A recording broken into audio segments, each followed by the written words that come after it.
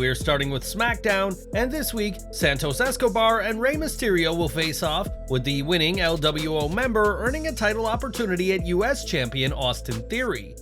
Both Escobar and Mysterio qualified for this match with victories in the US title invitational, and we may already know who will be winning what will be an excellent, fast-paced match. During a live event last weekend in Mexico City, Mexico, Escobar squared off against Theory for the US title, but despite a valiant effort, was unable to end the impressively long reign of the champ. The silver lining to this, however, is that WWE often uses untelevised live events to test the waters for ideas they're considering for TV, so the fact that this match happened may be a good sign for Escobar. If Escobar is going to win the US title invitational, the big question will be whether he'll be the one to dethrone Theory, who has held the US championship since November of last year. At least some of these questions will be answered this week when Escobar and Mysterio face off on SmackDown, but it may be a matter of time before Santos has a shot at the Star-Spangled title. After being released from WWE in 2020, Matt Cardona reinvented himself as the indie god and has captured titles for several promotions around the world. During a recent event for DDT Pro, Cardona added that promotion's Universal Championship to his collection, but one of the titles the former Broski walked in with has been making headlines. For his entrance, Cardona wore a WWE Women's Tag Team Championship in a nod to his wife Chelsea Green winning the titles with Sonya Deville during the most recent episode of Monday Night Raw. On Twitter, Green responded to her husband's entrance, confirming to everyone that the title Matt wore was a replica, as she would never let him take her newly won title to Japan for the show. Cardona has claimed that since his wife is one half of the women's tag champs, then he is one half of the champs, and that his ally Statlander is one half of the WWE Women's Tag Team Champions.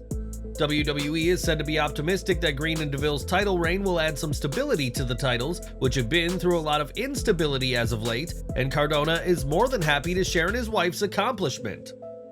It was on February 15th of last year that news broke that Cody and Brandy Rhodes were leaving AEW, shocking everybody in the wrestling world.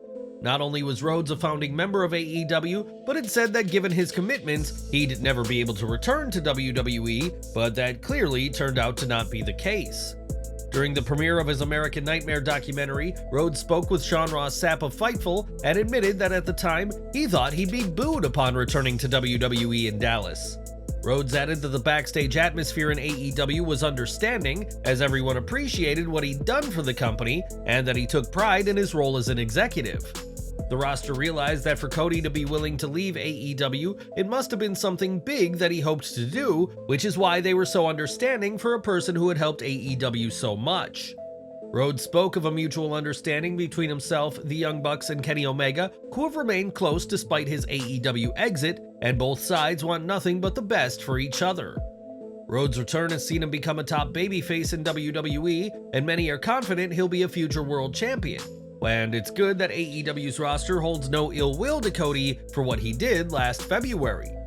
Cody Rhodes' full interview will drop on July 31st, and it'll be interesting to hear what other topics he expands upon, but it's clear that his exit from AEW was a decision he took very seriously. When you see Roman Reigns on TV, you'll quickly notice the impressive physique of the undisputed WWE Universal Champion, who has smashed and stacked opponents for years upon years. This week, Reigns made a rare appearance at a house show to defend his title against Rey Mysterio, and there were some funny moments you shouldn't expect on TV. On social media, a clip from the contest is making the rounds, showing Reigns attempting to superplex Rey off the top rope and failing miserably.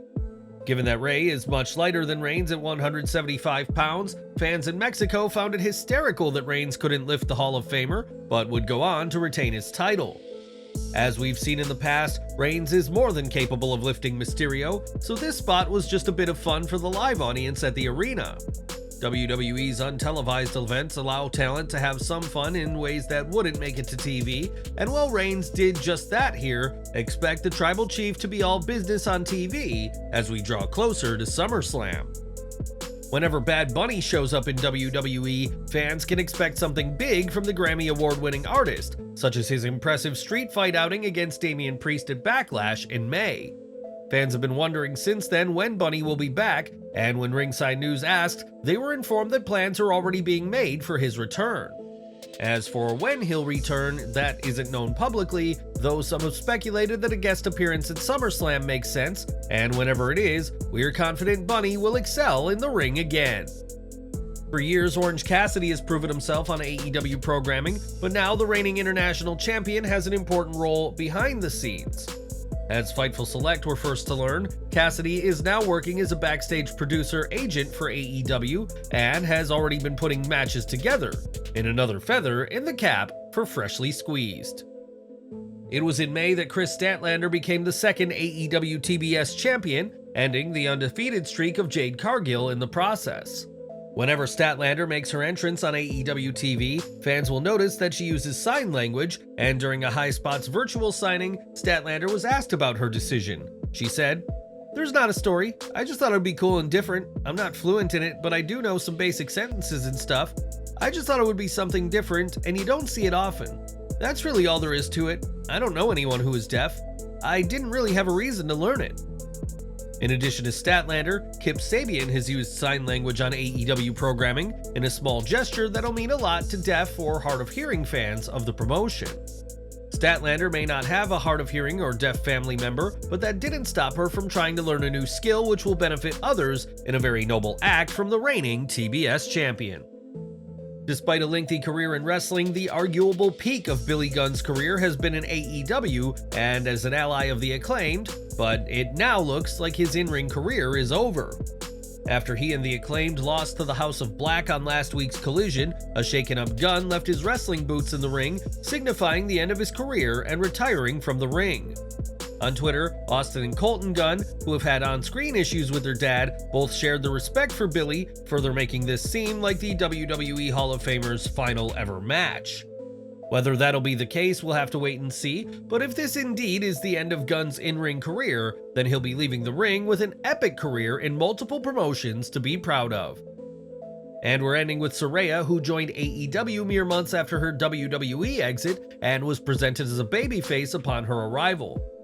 Not long after winning her first match in 5 years, though, Saraya turned heel, a role she has said she always feels more comfortable in, but it took a lot to convince Tony Khan of the idea. Speaking to Inside the Ropes, Saraya recalled wanting to be a heel from the start, but Khan making sure she debuted as a face. She added, "I spoke to Tony about it and then he was like, I have an idea, just get yours and Britt's match out of the way and then we'll have the talk and I'll tell you my idea. And then he was like, I want you and Tony to be together."